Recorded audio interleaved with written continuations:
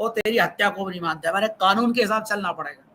तब हमारे भाई भतीजे घबराए कि बाप रे बाप, अंग्रेज तो बड़े खराब है, तो उनको बाहर भगाने का आंदोलन चलाया। अच्छा, मुसलमान 1206 से लेके 1857 तक उनका राज रहा। अंग्रेजों के जमाने में 1947 तक भी उनकी कई रियासत रही, लेकिन मुसलमानों को भगाने का हिंदुओं ने कभी संकल्प नहीं लिया। क्यों? क्योंकि मुसलमान केवल राजनीतिक सत्ता प्राप्त करके रह गया, आंतरिक जो सत्ता थी वो ब्राह्मण समाज के या ब्राह्मणवादी लोगों के हाथ में थी।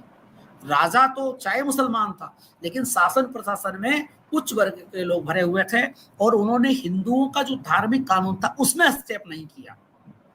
और अंग्रेजों ने आकर के उन्होंने कहा कि नहीं, सबको समान हक देना पड़ेगा, सबको पढ़ना लिखना पड़ेगा, सबको कंपनी में नौकरी करने का अधिकार मिलेगा। जी लवैक्स जी क्या कहेंगे? बिल्कुल, आपने ये जो बात करी ना कि ब्राह्मण को मारने को फांसी देने की सजा नहीं थी।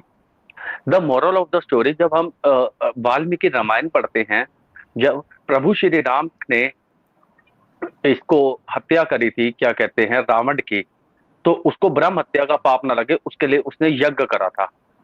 लेकिन जब हम देखते हैं कि श्री रामचंद्र ने, क्या कहते हैं, शंभुक की हत्या करी, तो उसने कोई यज्ञ नहीं किया, बल्कि वो उस समय तपस्वी भेष में था, और रावण जो था वो तपस्वी भेष में नहीं था। अगर उसको सिर्फ जन्म से ब्राह्मण माना गया और उसकी हत्या पे राम ने ये कहा कि मेरे को कुंभी पाकम ना मिले, तो उसके लिए उन्होंने यज्ञ करा, लेकिन शंभुक वध पे नहीं करा, हालांकि वो उस समय ब्राह्मण वेश में ही था।